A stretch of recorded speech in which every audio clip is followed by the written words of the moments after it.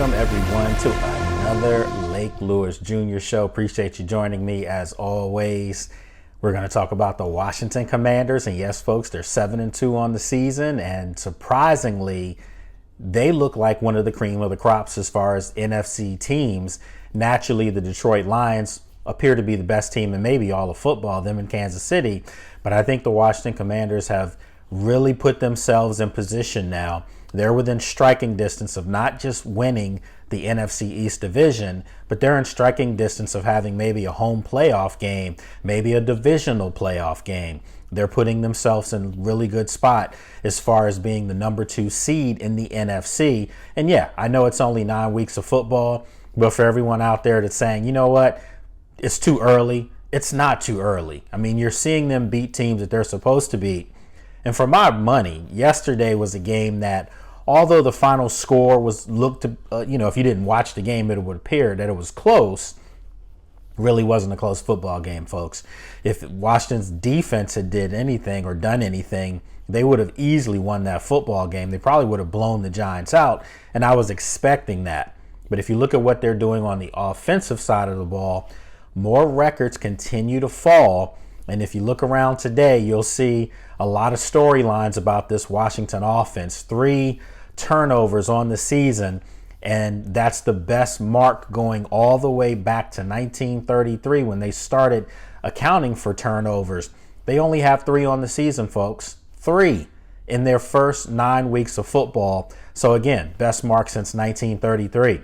They're averaging 42.5 yards, every time they get a possession. And that's the best mark going back like 30 years. So this offense is really humming right now. Yeah, they're settling for some field goals still, which you'd like to see them make 7 points. But for the most part, I'm thinking that this offense is really doing what it's supposed to do.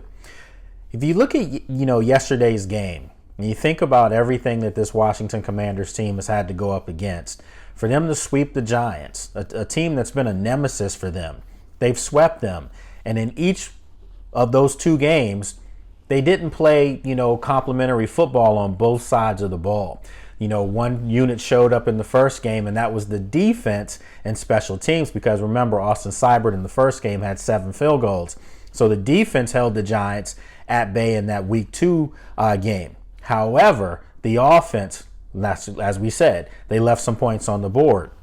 Well, yesterday, the offense pretty much had their way. They did whatever they wanted to do, and that was in spite of missing Brian Robinson, their workhorse running back. He was out, but still, Austin Eckert and Jeremy McNichols, they picked it up. They picked up the pace. Chris Rodriguez, who just got off the practice squad, had a really nice game for them as well, and actually was the guy that was toting the rock down the stretch.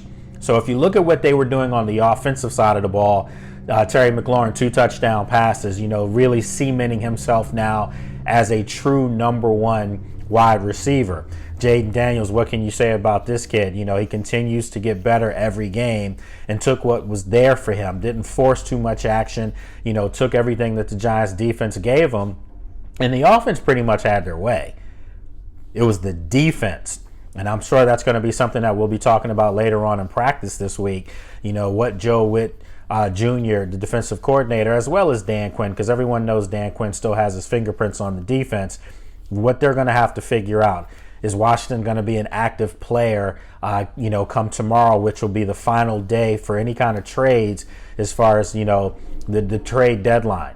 It'll be interesting to see what Washington does, because this is a football team, as I said, that's not that far away from being, literally a top 5 team. Are they there right now?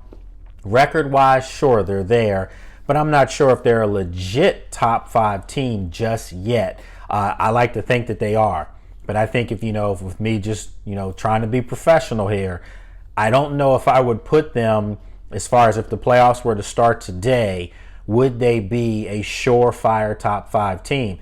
I mean, I clearly know the Detroit Lions are. They're the cream of the crop right now in the NFL. Then you have the Kansas City Chiefs in the AFC. You have the Baltimore Ravens. They're right there.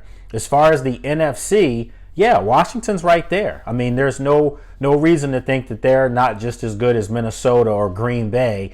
in that conference. But I think everyone knows when they're healthy, the San Francisco 49ers are going to be right there as well. They're going to probably be the second team in the NFC if they can get healthy. That's the key right now. And there's really no sign that they are going to be able to, shore up all the holes that they have. I think Christian McCaffrey's coming back soon. But for right now, Washington to me is a third best team, second best team maybe in the NFC. And that's enough to get you a divisional game at home. That's enough to, if you win that game, you're probably going to have to travel to Detroit and face the Lions, who just look unbeatable right now. So Washington's putting themselves in position. But I say right now, they're going to have a big game coming up Sunday, naturally, against the Pittsburgh Steelers, another surprising team in the AFC. And we'll find out which team really is what their record shows. I think Washington, being at home, has the advantage. I'm actually taking them to win the game. But I think this is going to be a game that's going to answer a lot of questions for a lot of people, for both teams. Is Pittsburgh really a 6-2 football team? Are they really this good? Russell Wilson now is the quarterback for them. He's given Washington fits over the years, so it's going to be interesting to see how Dan Quinn and Joe Witt come up with some kind of defensive concoction to stop him from doing what he's doing. It's going to be interesting to see what Mike Tomlin and his guys do as far as defensive side of the ball in Pittsburgh to stop Jaden Daniels. This is going to be one of those games I'm looking forward to seeing how Jaden Daniels handles all of the different looks the Pittsburgh Steelers defense throws at you. How's he going to look against Pittsburgh's secondary, which has some really good players back there? How's he going to look against not a J.J. Watt, but a T.J. Watt?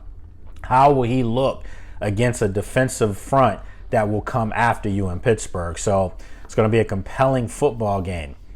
Look, if you want to follow me, all you have to do is follow me on social media at Lake Lewis Jr. That's all social media formats. And then, of course, you can subscribe to this show at the Lake Lewis Jr. Show on YouTube. Or if you want to listen to it in audio form, you can subscribe to it on Apple, Spotify, iHeartRadio. You name the platform in audio, and it's on there as well. Washington is a surprise team. And I think now they've caught the imagination of the nation. I think, a couple weeks ago, people were like, is this team really good? Is this team, just winning with smoke and mirrors? And I think now, despite the defense at times showing up and then not showing up, I think for the most part, people are realizing that this is a good football team. I think if the defense can have a better outing against Pittsburgh, naturally, than they had against the Giants, they'll win that football game too. There's no reason to think that, if you look at the schedule ahead for Washington, look, they're 7-2 right now. They're going to have the Cowboys twice. Those are two games that they probably should win. The Cowboys are in shambles right now. They're just not a good football team, and there's probably going to be wholesale changes made in Dallas, in the offseason. Mike McCarthy probably will not be back as your head coach next year. You look at the Philadelphia Eagles. The Eagles at 6-2 are winning games, and they're trying to find the formula, with Saquon Barkley now being the centerpiece in their offense. And I know A.J. Brown has been injured, and he's been out for a while. He came back yesterday. The last 2 weeks he's made a difference in their offense, make no mistake about it. But there's still something missing when you watch the Eagles. There's still, there's something that I can't put my finger on, but they still look a little disjointed, like they're just not cohesive across the board. Maybe it's coaching.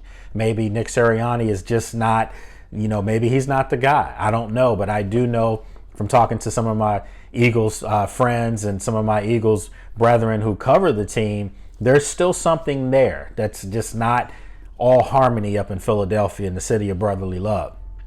So that favors Washington in that division. Washington is the most cohesive unit, the most well-coached team in the division, and that will lead them well when you look at their schedule. So you have the Eagles twice. All you have to do really is split with the Eagles. If you can split with the Eagles and you sweep the Cowboys, the division is yours. That's done. And then if you look at some of the other teams they have to play, Washington still has the Tennessee Titans on their schedule. That's a winnable football game if there ever was one.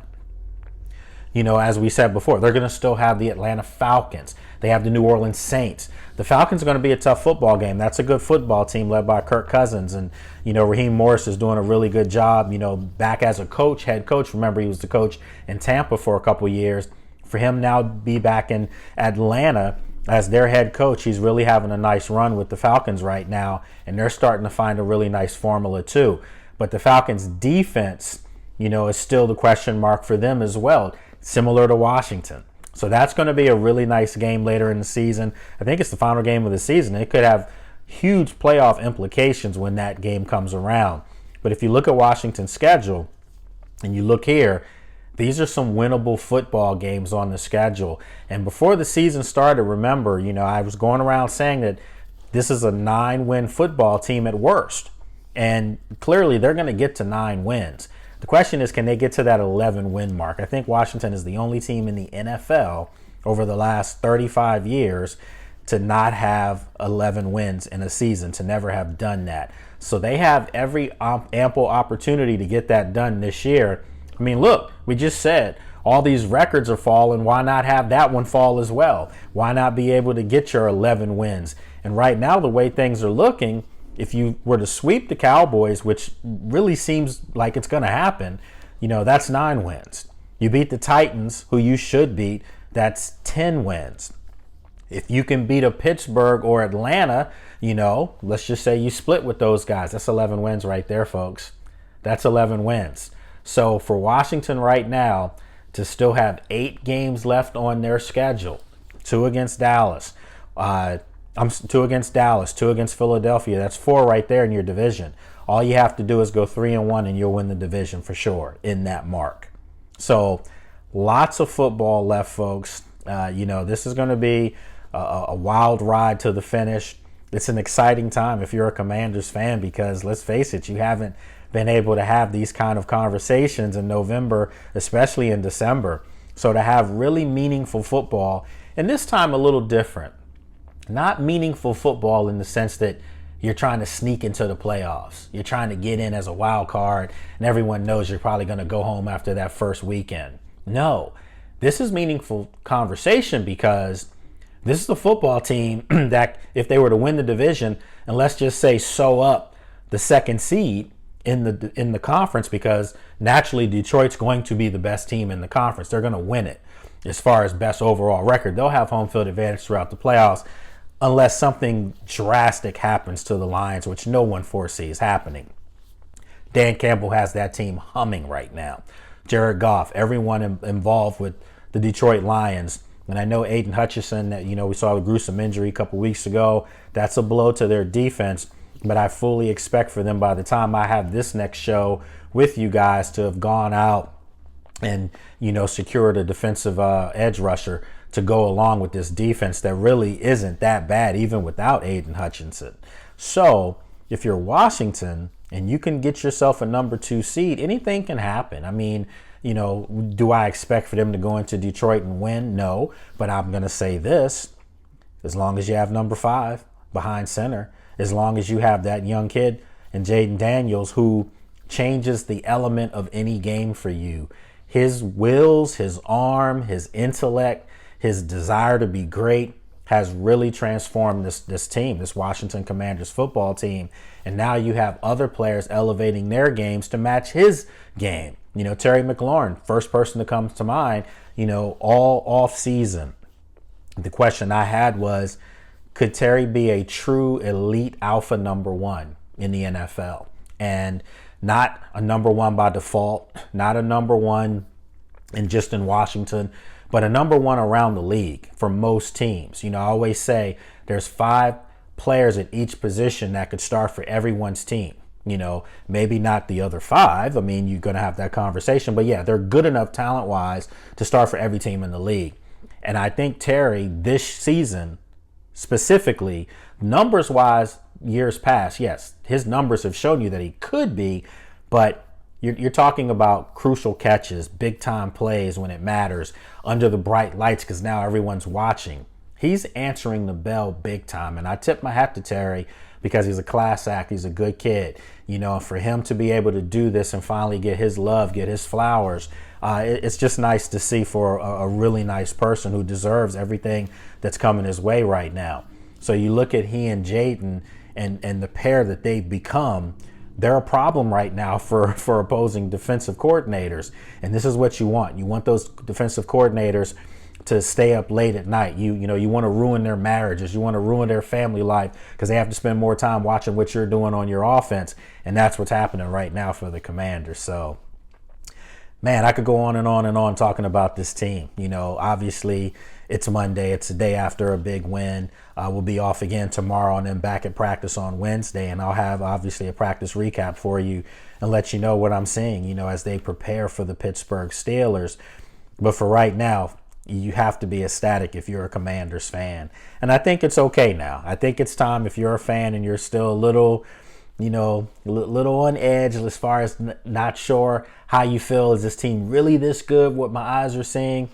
I think you can take the training wheels off now, my friends. I think you see now that this is a good football team. They're doing everything that good football teams do. They're winning games that they probably shouldn't win. We go back to the Bears game. Should have been a loss. Let's just face it. Although they outplayed the Bears in that game for 56 minutes. They outplayed Chicago. They just let it get away at the end to finally snatch it back from Chicago on that miraculous Hail Mary. You look at yesterday's game against the Giants. They were the better football team. Clearly, they were the better football team. Better coached, better talented team. They were the better team, but they let a bad football team and the Giants hang around. And I don't know if they were looking ahead to Pittsburgh or maybe they were just emotionally, didn't have anything left, in the tank, considering how they won against Chicago the week before. So you can make all these excuses and look at all the variables that may have led to this, but they still, as crazy as this sounds, they still were never in jeopardy of losing the football game. Even though, when the Giants scored Theo Johnson, we are Penn State, that's right, he went there. When he scored, cut the lead to 5 points or whatever.